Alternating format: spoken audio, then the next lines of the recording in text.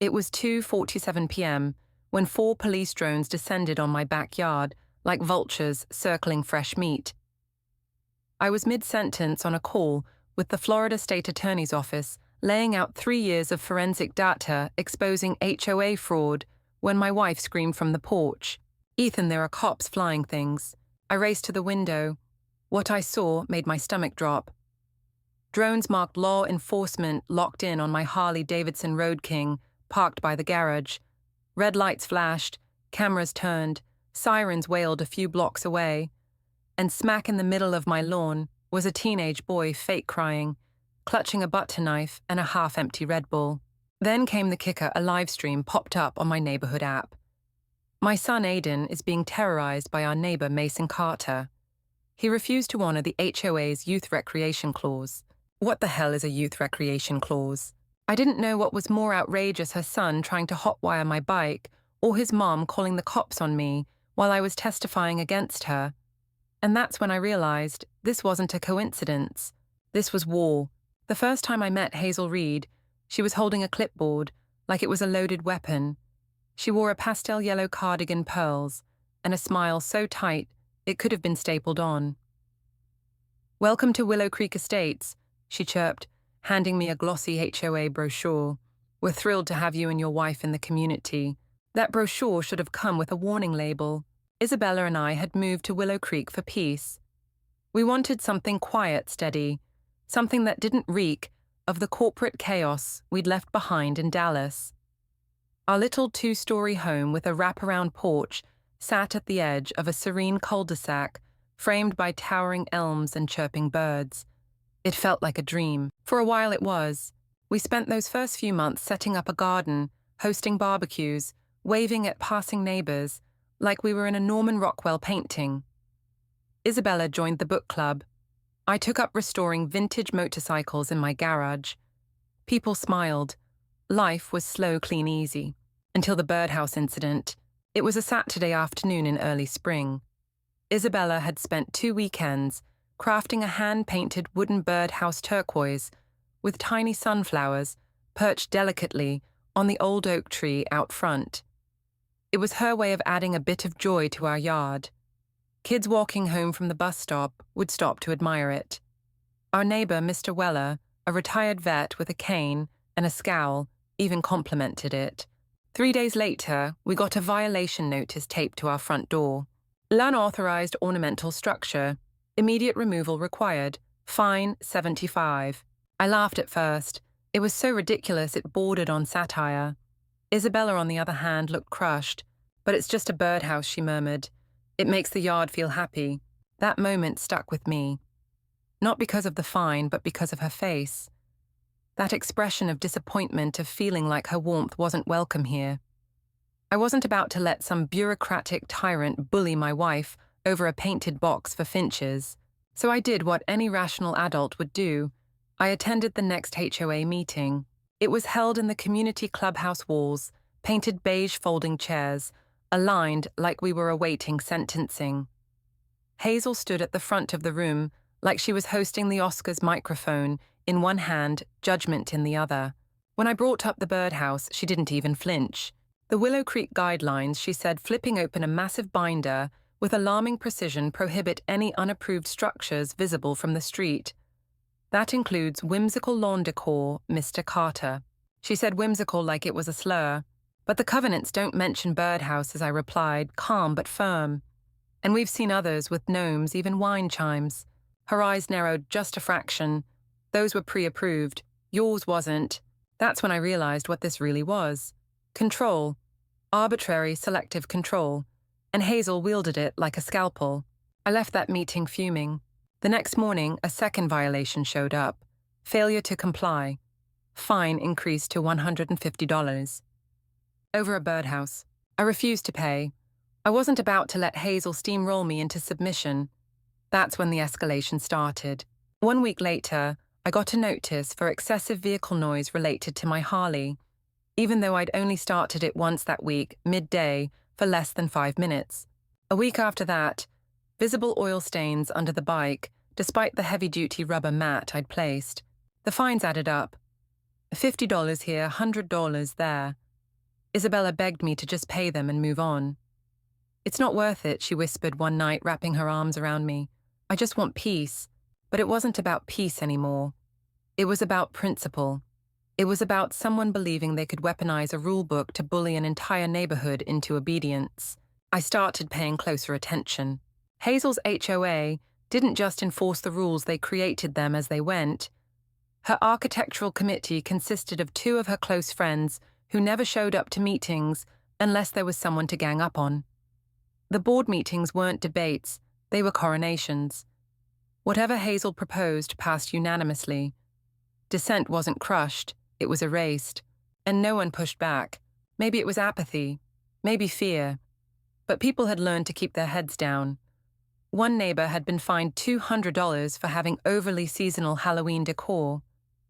Another had to resod her entire lawn because Hazel thought it clashed with the neighboring grass. It wasn't just me, it was systematic. I began documenting everything. Every fine, every letter, every note on our door. I organized them by date, scanned them into my laptop, and color-coded the types of infractions. I'd spent years as an analyst. Numbers were my weapon of choice. Then came the kicker. An elderly couple on our block. The Harrisons received a foreclosure threat over unpaid HOA dues. Their only crime, a $75 unpaid lawn violation from 2 years earlier that had ballooned through late fees and compounding fines into over $3,000. They were on fixed income. Hazel knew that, and she didn't care. That night, I sat in my garage staring at my Harley. The birdhouse still sat in a box on my workbench, a bright, cheerful reminder of everything we were being forced to hide. "I'm done," I muttered aloud. Done with what Isabella asked from the doorway, holding 2 mugs of coffee. Letting this woman bully everyone into submission, I said, "I'm going to fight back. Not with yelling, not with yard signs. With truth." She looked at me quietly for a second, then nodded. That's when I made the first call to the HOA's management company, requesting 3 years of financials under Florida's sunshine laws. Hazel tried to stall. She claimed the records were in storage, being compiled under audit. Every week brought a new excuse. I sent formal letters, certified mail, citing the legal deadlines. I gave her no room to wiggle. After 6 weeks, I got a thick envelope. I opened it at my desk, highlighter in one hand, coffee in the other. It didn't take long. Duplicate invoices.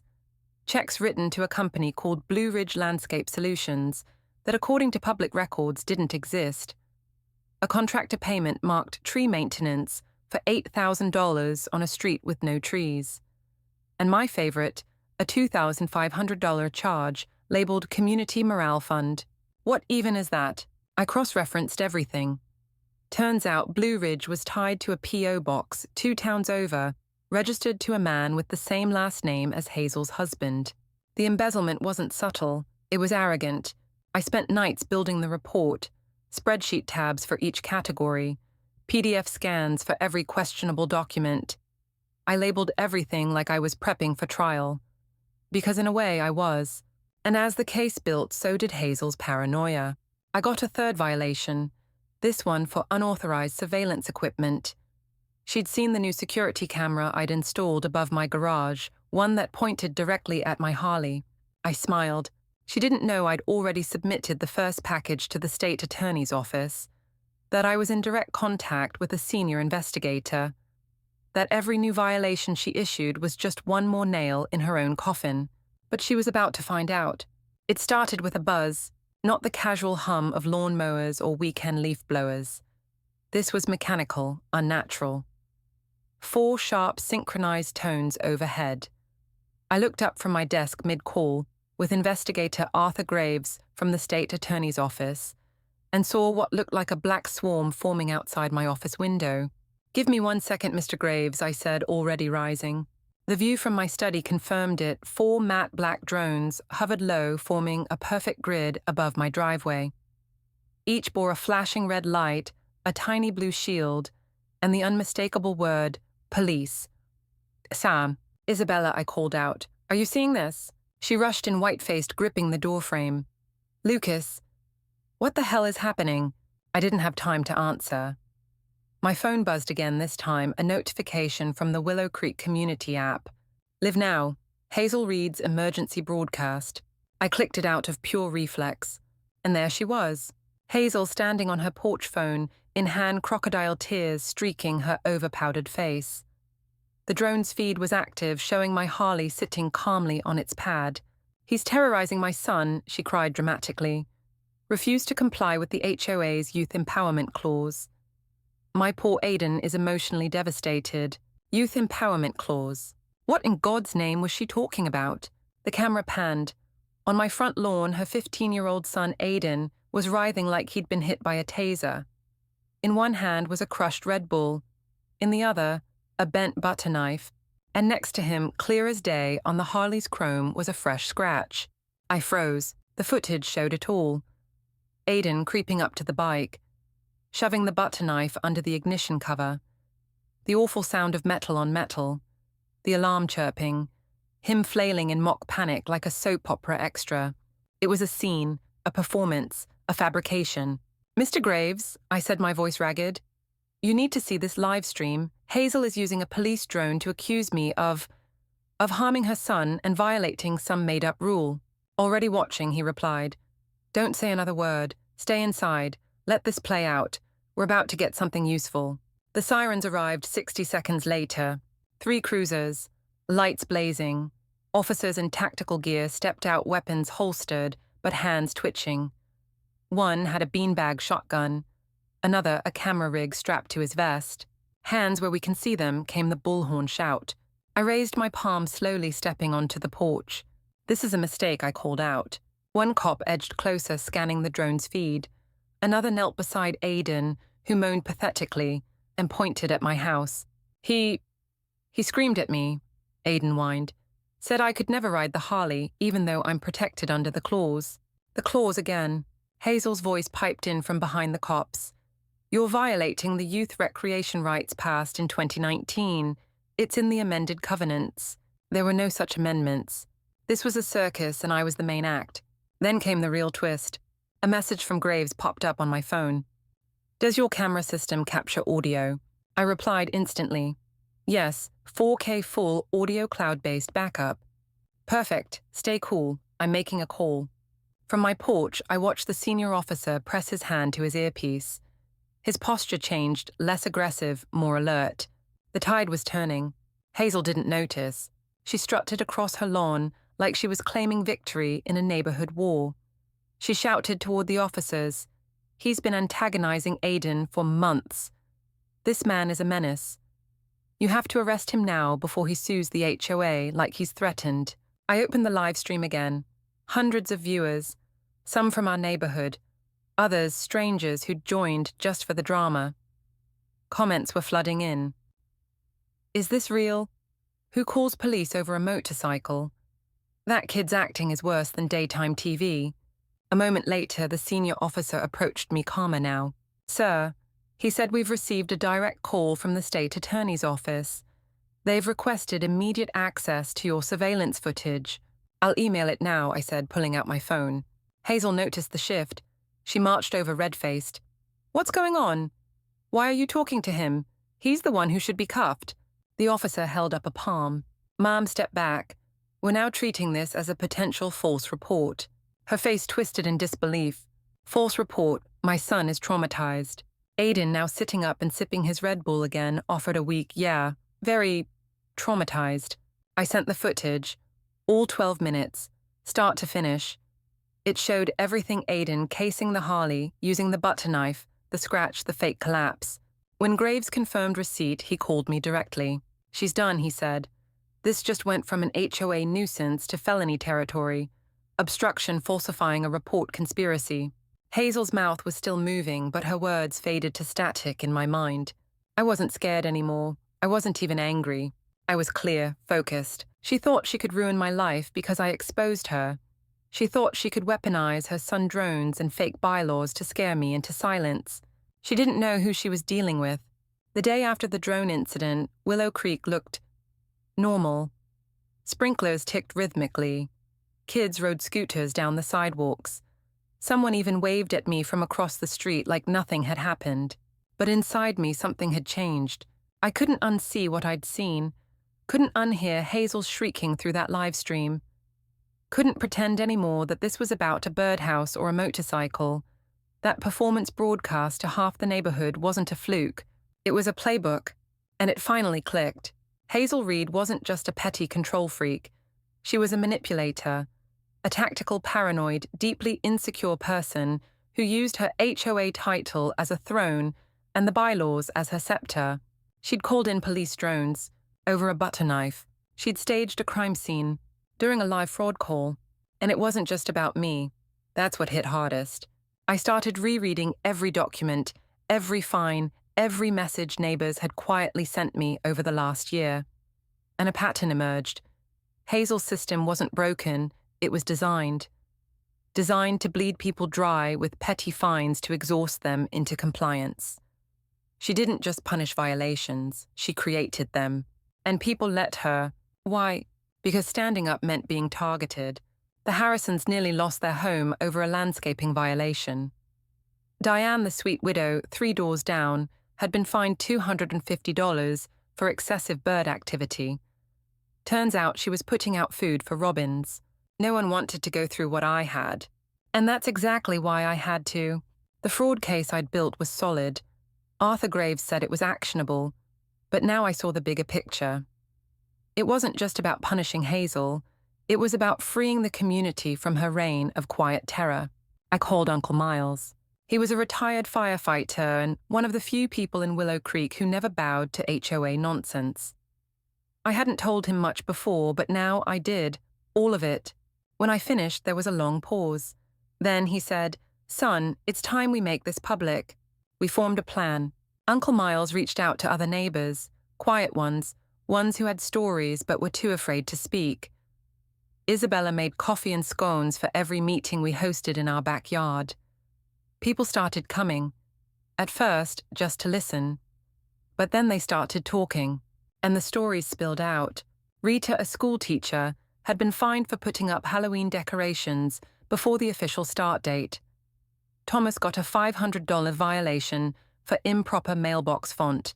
One woman broke down crying, recalling how Hazel had refused her request to put up a ramp for her disabled son, claiming it interfered with visual harmony.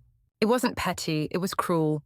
Hazel didn't enforce the rules, she enforced herself, and the power vacuum she'd filled it with fear. I compiled all their testimonies into a single document. I titled it, Pattern of Malice, a Community Record. Meanwhile, Hazel retaliated. I got 3 more violations in 1 week, one for blinking security, lighting my motion sensor, another for clutter, visible through garage windows, a toolbox, and the last for unapproved air fresheners, because Isabella had placed lavender sachets in the front bushes. Seriously, she was spiraling, but I stayed calm. I documented everything, responded politely, escalated nothing. Graves and I were still coordinating. The financial records I'd gathered were now part of a growing file. But as he warned, cases like this took time. Public corruption was a slow-moving train, so I turned to something faster: the people. The next HOA board meeting was coming up, and Hazel, arrogant as ever, was planning to use it to reinforce her power. She'd called it a community order restoration session. Uncle Miles called it something else. Judgment Day. We rallied, quietly, deliberately. We helped residents prepare statements. We printed flyers listing their rights under state law. We even handed out free Willow Creek United pins, just subtle enough to avoid immediate retaliation. Isabella was the heart of it all. She sat with neighbors, listened to their stories, comforted them, and reminded them why they mattered. She was the soul, I was the scalpel. By the time the meeting came around, nearly every chair was filled. People who'd skipped meetings for years now sat up front. The energy was different, focused, determined. Hazel took her usual place at the podium, flanked by her loyal board lackeys, both looking pale.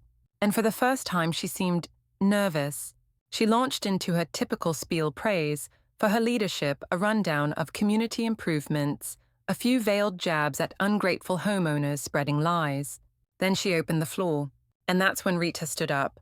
She wasn't loud, just clear. My son was fined $100 for chalk drawings on the sidewalk, she said. He was 7. Murmurs filled the room. Then Mr. Weller stood. Hazel once accused me of storing weapons in my shed. It was gardening equipment. Then Diane, then the Harrisons. Story after story poured out, calm, controlled, real. Hazel tried to shut it down. This is hearsay. You're attacking your own board. But it was too late. The room had shifted. When it was my turn, I didn't raise my voice. I didn't even bring up the drones. I talked about justice, about community, about what HOA leadership was supposed to mean and what it had become. And I ended with one line.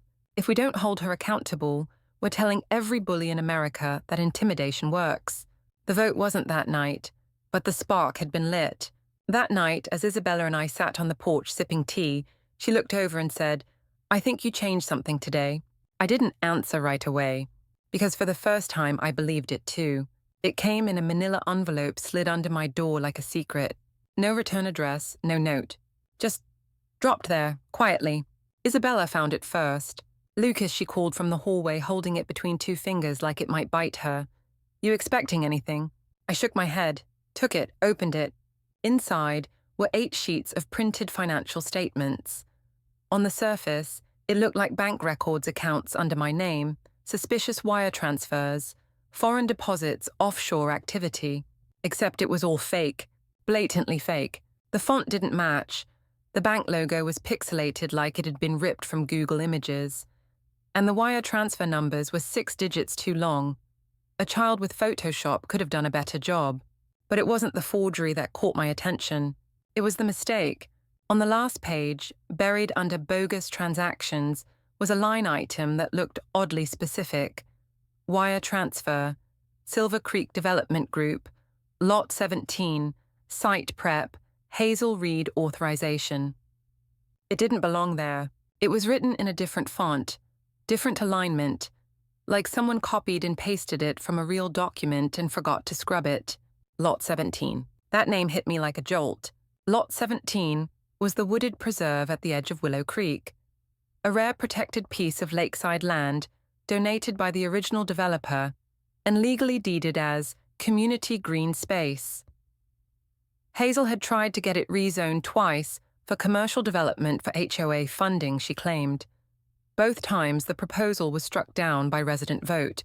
And now, this, a transaction buried in a forgery pointing to a company I'd never heard of, and Hazel's direct authorization for land clearing. I dropped everything and called Graves. "You're going to want to see this," I told him, sending photos of the page. 10 minutes later, he called back. His tone had changed. "This isn't embezzlement anymore," he said. "This is a public corruption case. Possibly RICO territory, if the land deal connects to kickbacks." I stared at the envelope again. What Hazel or someone working for her had meant to use as blackmail had just become the single biggest mistake of her life. They'd included something real. Silver Creek Development Group wasn't some shell. A quick search showed it was a real company. New. No website. Registered 2 towns over. And its listed manager, Evan Reed. Hazel's nephew. I dug deeper. The mailing address linked to a strip mall with only 1 occupied unit, a notary public. The rest empty. Silver Creek, it turned out, had also bid on a redevelopment project in another HOA last year, and mysteriously pulled out after residents demanded transparency. This wasn't just shady, it was systemic. I connected more dots. 3 weeks ago, Hazel had quietly pushed for a change to the HOA's reserve allocation policy. She wanted to liberate static assets and convert underutilized properties into sustainable revenue streams. That's how she'd worded it in the board minutes. Now I knew what she meant. She was trying to sell Lot 17 to Silver Creek, offload a public green space for private profit and funnel kickbacks to herself through her nephew's company. And no one knew, until now. This is the smoking gun, I told Graves. This ties her personal gain to illegal manipulation of public assets. She's not just abusing power. She's selling what doesn't belong to her. "I'm moving this upstairs," he said. "We'll be coordinating with the Attorney General's office now. You've just upgraded the scale of this case." And just like that, the playing field changed. Hazel wasn't the queen of a petty suburban empire anymore. She was a target, in a statewide investigation for corruption fraud and conspiracy to defraud the public trust. She just didn't know it yet. I gathered all the files. I printed 3 backup copies. One I gave to Uncle Miles for safekeeping. One I placed in a lockbox in our garage. The third I kept on me. The forgery had unintentionally opened a door I hadn't known existed, and now I was walking through it with the law at my back. But before we could go public, Graves had a warning. "Let her hang herself," he said. "Don't confront her yet. Let her get sloppy." He was right. Hazel had grown arrogant, but paranoia makes people reckless. Sure enough, within 2 days of the failed police stunt, another violation appeared on my door. Public nuisance, excessive law enforcement presence, resulting in community distress. Fine, $500. She was fining me. For the cops, she called. I scanned it, sent it to Graves. "High subject exhibits." He replied instantly. "Keep them coming." Meanwhile, Uncle Miles had been working the neighborhood like a political campaign manager. Whispering, listening, tracking who was fed up, who was ready to act. The live drone stream, though deleted, had been seen by enough people to stir doubt. The gossip mill was grinding. Hazel's board allies had gone silent. Her supporters began tiptoeing around conversations. The community Facebook page started buzzing with coded questions. Anyone else wondering what happened with the drones? "Ash, why were cops at Lucas's house again?" What Silver Creek development? The dam was cracking, and we hadn't even leaked anything yet. That was the opportunity. Graves and I agreed the financial case would take time, but the false police report. That was clean explosive and public. If we filed that footage with the local police as evidence, it would become subject to public records laws. And once released, it'd spread like wildfire. I called Uncle Miles. "I need a concerned citizen to file an information request," I said. He laughed. "Say no more." 3 days later, the video was released to him. Officially. That same night, a young, hungry reporter from Channel 7, someone Uncle Miles had tipped off, ran the story. HOA president accused of false police report and land grab. Footage played of Aiden flailing with a butter knife. Cut to Hazel screaming about youth clauses. Then a close-up of the bogus $500 fine I'd just received. It was a PR atomic bomb. The neighborhood exploded. Phones rang. Doors opened. Neighbors who hadn't spoken up in years started emailing screenshots, testimonies, HOA violations, proof. The quiet war had become public, and the woman who thought she ran Willow Creek had just lit the match that would burn her own empire down. If you'd told me 6 months ago that I'd be leading a neighborhood rebellion, I would have laughed and gone back to polishing chrome on my Harley. I wasn't a leader. I wasn't some activist with a bullhorn and a chip on my shoulder. I was a guy who liked numbers, quiet porches, and Sunday morning coffee with my wife. But Hazel turned me into something else. Not because I wanted revenge, but because I realized silence helps tyrants grow. The live stream, the fake fines, the land deal. Each escalation wasn't just about me. It was a reflection of everything broken in Willow Creek. And for years, we'd all just tolerated it. Not anymore. The night after the news report dropped, Isabella and I sat out back under the porch light. The air smelled like jasmine. She placed a quiet hand on my arm and said, "You don't look angry anymore." "I'm not," I replied. "I'm ready." She smiled. Not wide, just enough. And in that moment, I knew I wasn't alone in this. I never had been. She'd stood beside me through every violation notice, every rant, every moment I'd wanted to give up. But more than that, she'd helped me become the kind of man who fought the right battles. And I wasn't the only one growing. The neighborhood had changed. The weekly backyard gatherings, what had started as quiet venting sessions, had evolved into full-on strategy meetings. Uncle Miles turned his garage into a war room, fold-out tables with documents, highlighters, a whiteboard titled Operation Reset. People brought evidence now, scanned violations, old letters, phone recordings, even secret footage from board meetings. And the best part, people who once avoided me in the grocery store were now texting me with offers to help. Hazel's power didn't just weaken, it imploded. The more she tried to reassert herself, posting rants online, threatening defamation lawsuits, sending out new policy memos, the more she exposed her desperation. She scheduled an emergency HOA meeting, trying to frame it as a chance to clarify misinformation and restore community trust. Uncle Miles called it her royal meltdown. We prepared. Graves advised me not to leak the full Lot 17 conspiracy yet. The land corruption case was moving through the Attorney General's office, and premature disclosure could compromise prosecution. But the false report, that was fair game. And we had more than just the footage now. We had community. I helped organize speakers' neighbors with calm voices, clear memories, and iron spines. Each had a story, and each had decided enough was enough. Isabella coordinated quietly. She printed materials, organized car rides for elderly neighbors, even baked cookies for what she called the reckoning potluck. The morning of the meeting, I woke up to a text from Graves. "We've got confirmation. 2 state investigators will be observing. Quietly. No interference unless needed. You're ready. Be smart." It wasn't approval, it was a green light. That night I dressed with purpose, not in a suit, not like Hazel with her power blouses and carefully curated wardrobe. Just jeans, boots, a clean polo. Respectable but rooted. Before we left, Isabella stopped me. "Remember," she said, adjusting my collar, "you're not doing this to destroy her. You're doing this to rebuild us." I nodded, and I meant it. The clubhouse was packed. Standing room only. People buzzed with quiet electricity. Some held folders. Some just held their spouses' hands. Hazel walked in 5 minutes late, flanked by her 2 remaining board members, both pale and nervous. She carried a thick binder and wore a salmon-colored blazer like armor, but the fear in her eyes was real. And for the first time in years, she had to look up at her neighbors instead of down on them. She opened the meeting with her usual condescension. "Thank you all for attending.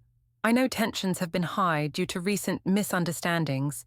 The room did not respond. She talked, we listened, and then we spoke. Rita-led, calm, teacher-like. She read a timeline of her finds, each more absurd than the last. Then Mr. Weller, then the Harrisons. One by one, stories stacked like bricks. Hazel interrupted, yelled, denied, and I waited. When she finally turned to me and said, "Do you have something to add, Mr. Carter?" I stood slowly, and the room went silent. I didn't raise my voice, didn't bring up Lot 17, didn't even mention the drones. I simply said, "I have footage from my camera of Aiden trying to hotwire my motorcycle with a butter knife, and Hazel live-streaming it as a crime scene. It's already been submitted to the police. It's now evidence." Gasps, murmurs, then silence. Hazel turned ghost white. "I also have this," I added, holding up the $500 fine for the police presence, filed 2 days after Hazel called the cops on me, for something her son did. The room erupted not in chaos but in clarity. It was over. Not because I'd yelled, but because I'd shown them who she really was.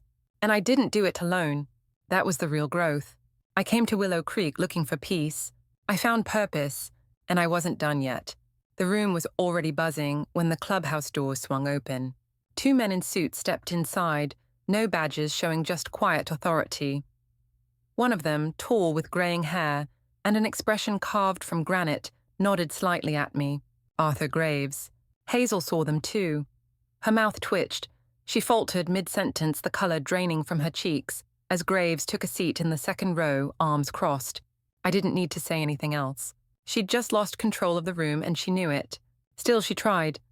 She fumbled with her binder, pulling out the fake financials she'd slipped under my door. "This man," she said, voice rising, "is under suspicion for wire fraud foreign accounts." I held up my hand calm.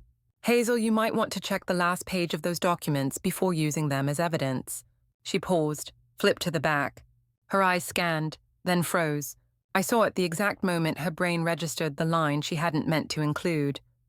Silver Creek Development Group, Lot 17 clearing, Hazel Reed authorization. Gasps spread across the room like a ripple.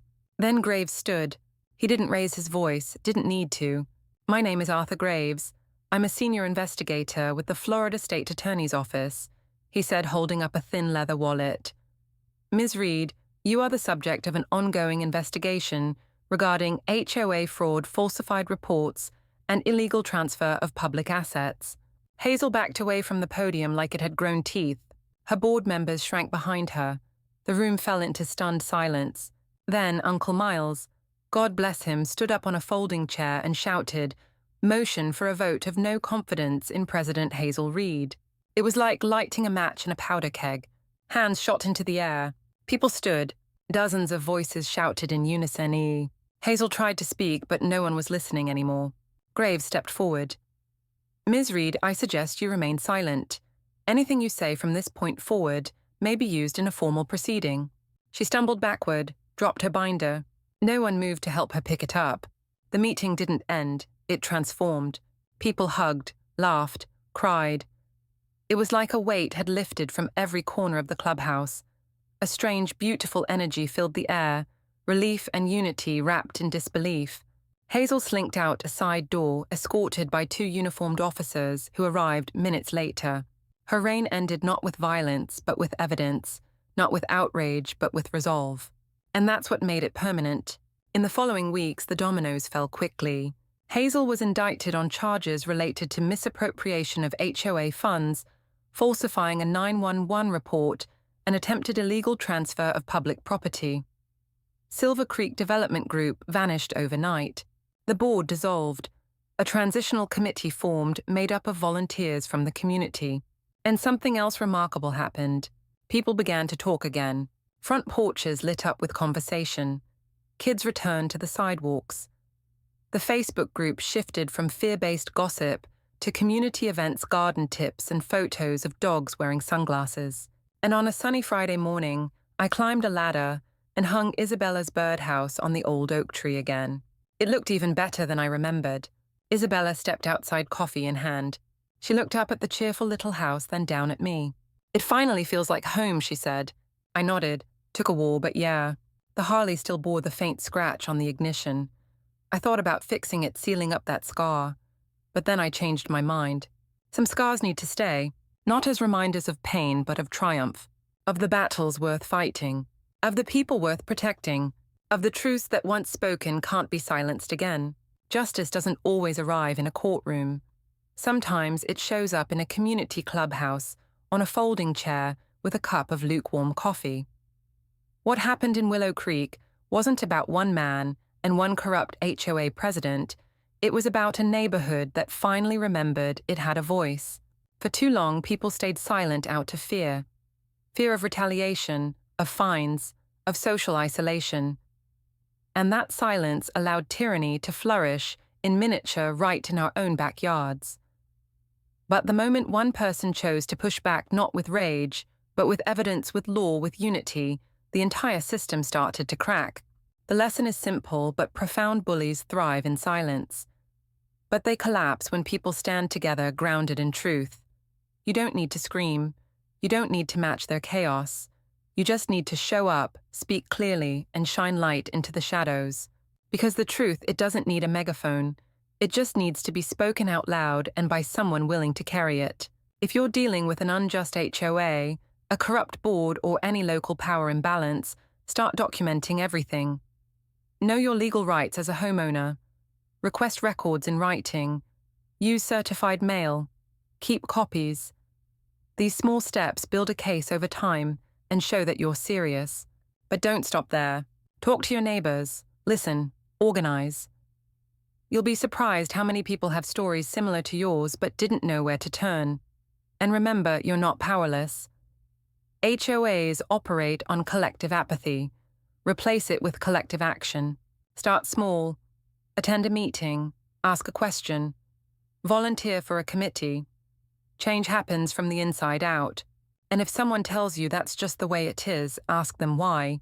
Because sometimes the strongest revolution starts with a single quiet refusal to back down.